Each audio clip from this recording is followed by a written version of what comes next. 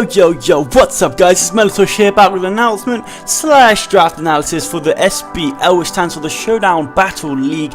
We have actually joined the Showdown Battle League. If you have not guessed, it's a pretty cool league. It's run by Jack, aka FitSplits. Go check him, his links will be in the description down below. I don't know if everyone will be recording, but if they are recording, I'll be leaving their channels in the description every week.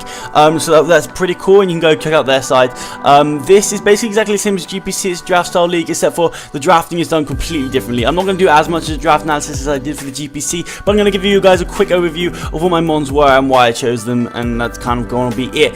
So first of all, to understand how we drafted, we basically drafted UCL style, and if you don't know what the UCL style is, it's basically that you get 3 OU, 3 UU, 3 RU, and 3 NU.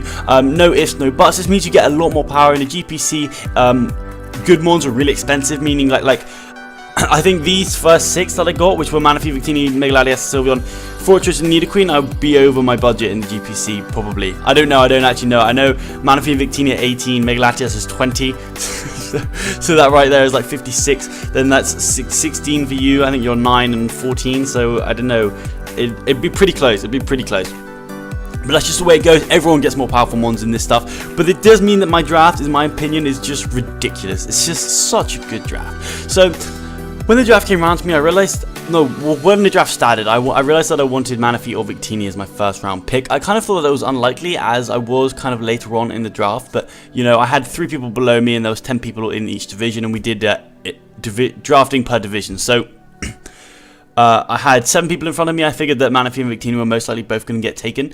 So I was actually looking at M-latias, and as you guys can see, I got all 3. So I saw that Manaphy and Victini were still around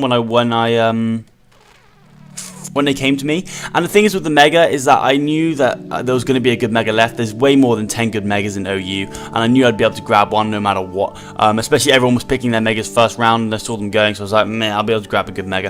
And I figured the 3 people below me have got 6 picks before they get to me. There's no way that one of the Manaphy and Victini is going to be left. So which one do I want? Well, Manaphy and Victini. I really wanted to use Victini, but I used Victini in the GPC World Tournament. So I decided, you know, I haven't really used Manaphy in the draft format before, and even though I didn't really use Victini, I used it for 1 tournament. I figured I'm just going to go with it. I kind of used Victini, so I grabbed Manaphy. Then it came around and Victini was still available, so I didn't even think about it. I just grabbed Victini.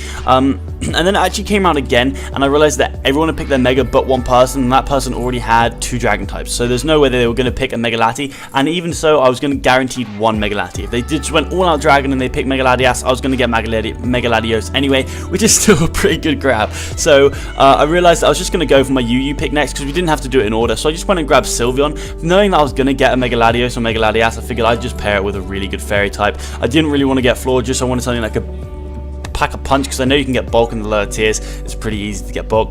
Although my team is just naturally bulky and I don't really have many walls, to be honest, but you guys will see it's a freaking great team. So I just went and grabbed Sylveon, but this meant I actually had the first UU pick because everyone was just picking their OUs. So by the time it came around to me, I realized that Fortress was just a really good grab, and looking at people's teams is that the Nidos didn't really fit the team, and I really wanted Nidoqueen, but I found it unlikely that people were going to pick it, also because people were saying in the comments that they didn't rate the Nidos, so I was not in the comments, in the chat, that they didn't rate Nidoqueen's last mod. They're also saying how much normal laddies are bigger than Mega laddies, so I'm going to prove both of those things wrong. I'm going to prove both of those things wrong this season, hopefully. So I went and grabbed Fortress. And yes, it's got 4 times fire weakness, but look at my draft so far. I knew I was getting a Mega-Lati, which resist fire. Sylveon's going to not take that much from fire attacks. Manaphy and Victini both resist fire. And I knew that I was probably going to get... I knew 100% I was going to get a bulky ground type to help support Manaphy. I didn't know for sure I was going to get Nidoqueen, but I was pretty sure I'd be able to snag Nidoqueen. So that would mean that I just have so many fire resists in that you don't want to run Hidden Power Fire, because it's got a billion and trillion switching. So, and the other thing is you can't really predict the switching, because I could literally switch into any one of those 4. So it's pretty neat. So next up, I was looking below me again, and they had like Crook, Mamoswine, and what was the other one they had? Hippowdon. So Hippowdon? I can't remember. It was another bulky ground type. So I was like, well, oh no, it was Tentacruel. It was Tentacruel. And I was like, well, there's no way they're gonna want. They don't like the Nidos anyway. There's no way they're going to want Tentacruel, which is a poison type with ground. They don't have many ground resists. They're going to want Nidoqueen in front of that. And there's no way someone with Crook and someone with what was the thing I was looking for called? Mammoth Swine is going to want Nidoqueen as well, especially since that I was actually a pick ahead of them on UU, so they were picking up their second UU Mon, which means there was still a lot of power, because I hadn't picked my M-latias yet, so there was still a lot of power. There was a lot of power left, so I figured I'd just go up. I actually picked Jolteon next, because then I was again a round ahead on the RU, and I really needed some speed in my draft, so I went and grabbed Jolteon, and then it came back round to again, and that's when I picked up Nidoqueen. So now we're going to go to my RU, and you pick. So like I said, I did pick up Jolteon first, but I actually picked up before the Nidoqueen, but I thought I'd just do it in order of, you know, how I picked them in the tiers. So next up, I figured I'd just complete my Fire Water Grass core. I'd completed my Fairy Steel Dragon Claw core. So I went and picked Virizion. It actually pairs really well with the Victini, because if they go for a Psychic move, I can switch in my Victini. If they go for a Dark move, I can switch in my Justified Virizion, which is really nice. Just a little bit of synergy there, which works quite nicely. Jolteon is actually really nice for my team, because it gives me Volt Turn, and that's something I also really needed, and also I love Jolteon, and it's a bay. So next up, I actually went and figured that I would really need, I really needed a Pursuit Trapper, and I needed a Defogger, and I figured that Skuntank was actually perfect for this, so I actually went and picked up Skuntank before I picked up a Selgor,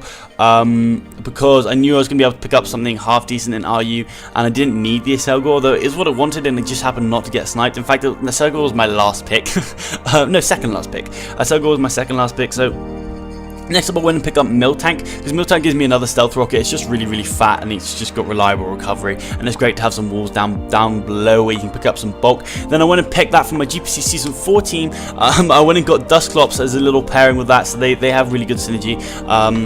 I mean, Dusclops, people say it's bad and it's set up on, but it's actually pretty easy to see what's going to set up on Dusclops. Also, to be fair with this team, I'm probably not going to end up bringing it. And if I want, I've got free agency trades, but there's not that much in NU. I actually wanted Golurk, and I actually wanted Cofagrigus instead of a Selgor to pair with Miltank.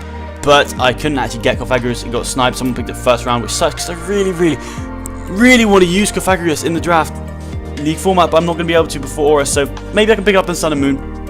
We'll have to see. We will have to see. And then I went and picked up a Selgor, which gives me spikes. It gives me Selgor gets T-spikes. I don't think it does get T-spikes, no. But I can set up hazards really easy against my opponent. Selgor gets spikes. I've got loads of Stealth Rockers. Nidoqueen gets T-spikes, and Fortress gets all the hazards. So that's kind of cool. I do have Defog though, and I don't have a Rupid Spinner. Oh no, I do have a Rapid Spinner. Of course I do, in the Fortress. So I've got 1, 2, 3 Stealth Rockers, and 3 hazard removal, which is great. That's fantastic. And I've got Suffocant Punch rules, and I've got speed tiers, so I've got everything I really want in the team. I don't really know what I could change. If you guys think that I should make some changes in the description down below, let me know in the comments what you think you would have done instead of me, and maybe I'll make those changes. We'll see. That's going to be all from me today, guys. If you guys did enjoy today's video, please leave a like rating down below. If you're feeling like an absolute legend, then go ahead and smash that like button. But other than that, I'll smell you later.